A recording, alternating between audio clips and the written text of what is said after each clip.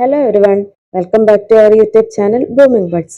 നമ്മൾ ഇന്ന് പഠിക്കുന്നത് 2ാം ക്ലാസ്സിലെ മലയാളത്തിലെ പൂരം പൊടിപൂരം എന്ന പാഠത്തിലെ ആനക്കൊമ്പൻ എന്ന കവിതയാണ്.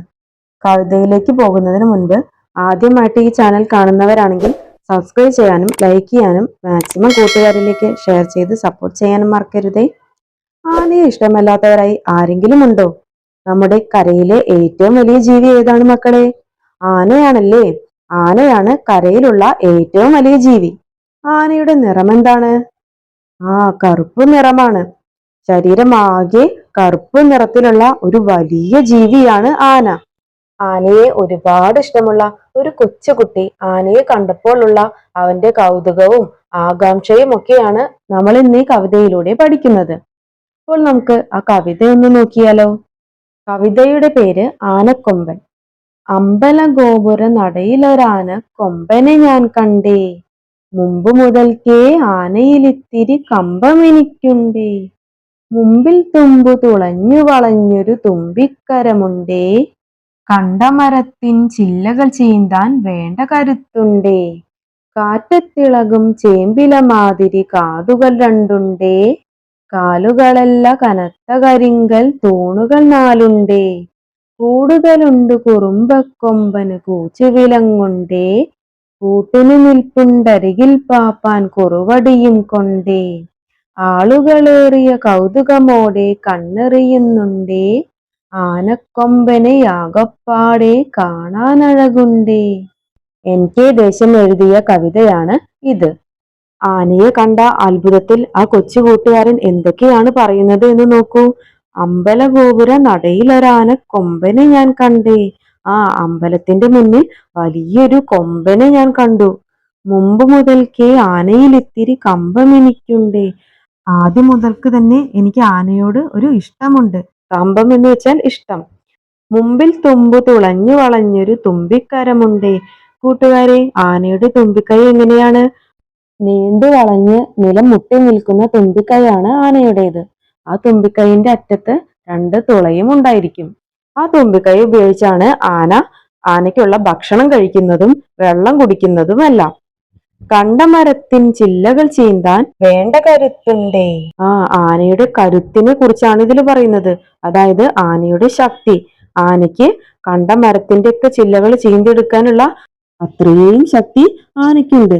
ചില്ലകൾ ചീന്തിയെടുക്കാൻ മാത്രമാണോ? എല്ലാത്തിനെയും ഇടിച്ചു തകർക്കാനുള്ള അത്രയും ശക്തി ഉണ്ടല്ലേ ആനയ്ക്ക്. കാറ്റത്തിളകും ചേമ്പില മാതിരി കാതുകൾ രണ്ടുണ്ടേ. കൂട്ടുകാർ, ചേമ്പിന്റെ ഇല കണ്ടിട്ടുണ്ടോ? നല്ല പരന്ന് വലിയ ഇലയാണ് ചേമ്പിന്റെ ഇല. അതുപോലെയാണ് ആനയുടെ ചെവി എന്നാണ് കുട്ടി പറയുന്നത്. അങ്ങനെ ചേമ്പിന്റെ ഇല പോലുള്ള വലിയ 2 ചെവിയാണ് ആനയ്ക്കുള്ളത്. ആ ചെവികൾ എപ്പോഴും ആന ആട്ടിക്കൊണ്ടേയിരിക്കും. കാലുകളല്ല കനത്ത കരിങ്കൽ തൂണുകൾ നാലുണ്ടേ. ആനയ്ക്ക് കാലുകളല്ല, നല്ല കറുത്ത കരിങ്കല്ല് പോലെയുള്ള 4 തൂണുകളാണ് ഉള്ളത്. അപ്പോ ആ കുട്ടി ആനയുടെ കാലിനെ കുറിച്ചാണ് ഇങ്ങനെ പറഞ്ഞത്. മറ്റു ജീവികളെ പോലെ മെലിഞ്ഞ കാലുകളല്ലല്ലോ ആനയ്ക്കുള്ളത്. നല്ല കറുത്ത് തടിച്ച കാലുകളാണല്ലേ. അത് കണ്ടാൽ തന്നെ തൂണുകളാണെന്ന് തോന്നും. കൂടുതലുണ്ട് കുറുമ്പക്കൊമ്പന് കൂച്ചു വിലങ്ങുണ്ടേ.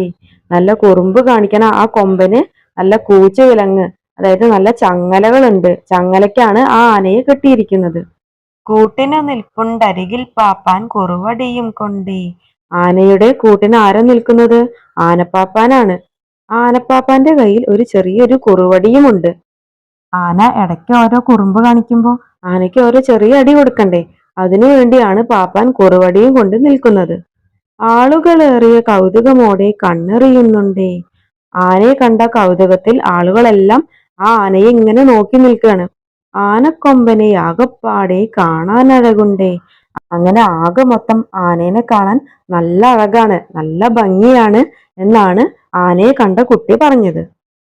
എന്തു രസമായിട്ടാണല്ലേ NK ദേശം ആനയെ കുറിച്ച് വർണ്ണിക്കുന്ന ഈ കവിത എഴുതിയിരിക്കുന്നത്. ഇനി നമുക്ക് ഈ കവിതയിൽ വരുന്ന ഒരു പ്രവർത്തനം നോക്കിയാലോ. എഴുതാം. കവിതയിലെ ആനയെ കുറിച്ച് എഴുതാം. നമ്മൾ കവിതയിൽ വായിച്ച ആനയെ കുറിച്ച് ഒരു ചെറിയ കുറിപ്പ് എഴുതി നോക്കാം. അമ്പലത്തിന്റെ നടയിൽ കണ്ട ആനയ്ക്ക് തുമ്പി തുളഞ്ഞ വളഞ്ഞ തുമ്പിക്കൈ ഉണ്ട്. മരത്തിന്റെ ചില്ലകൾ ചീന്തിയെടുക്കാൻ ശക്തിയുള്ള തുമ്പിക്കൈയാണ് ആനയുടേത്. കാറ്റത്തിളകുന്ന ചേമ്പില പോലെയുള്ള 2 ചെവിയും തൂണ് പോലുള്ള 4 കാലുകളും ആനയ്ക്കുണ്ട്. കുറുമ്പ് കാണിക്കണ ആനയ്ക്ക് കൂച്ചയിലങ്ങ് ഇട്ടിട്ടുണ്ട്. ആനയുടെ കൂട്ടിന് പാപ്പാൻ കുറുവടിയും കൊണ്ട് നിൽക്കുന്നുണ്ട്. ആകെ മൊത്തം ആനയെ കാണാൻ നല്ല ഭംഗിയുണ്ട്. അപ്പോൾ കൂട്ടുകാരെ, ആനക്കൊമ്പൻ എന്ന കവിതയും അതിൽ വരുന്ന പ്രവർത്തനവും നമ്മൾ ഇന്നത്തെ വീഡിയോയിൽ ചെയ്തു. ഇനി നമുക്ക് ഈ പാഠത്തിലെ തന്നെ ഒരു കഥയുമായി വീണ്ടും കാണാം. താങ്ക്